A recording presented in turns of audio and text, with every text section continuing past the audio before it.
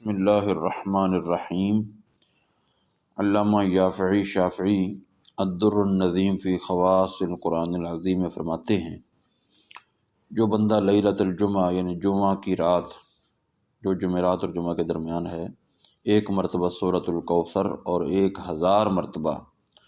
درود شریف پڑھے اور وضو کی حالت میں ہی سو جائے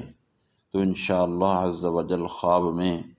سید الاولین والآخرین، امام الانبیاء والمرسلین، شفیع المذنبین، خاتم النبیین حضرت محمد الرسول اللہ صلی اللہ علیہ وآلہ وسلم کی زیارت ہوگی۔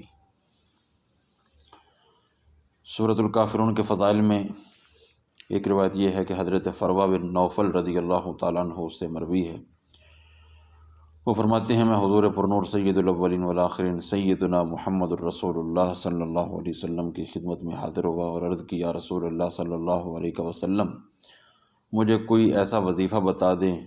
جو میں سونے کے وقت پڑھا کروں۔ تو حضور صلی اللہ علیہ وآلہ وسلم نے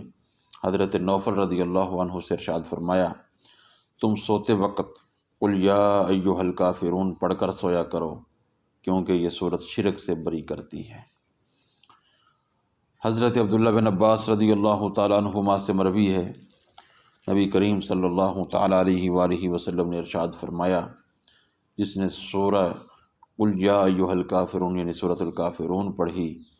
تو گویا اس نے قرآن مجید کے چوتھائی حصے کی تلاوت کی۔ اللہ رب العزت ہمیں ان دونوں سورتوں کی برکات سے مستفید ہونے کی توفیق نصیب فرمائے۔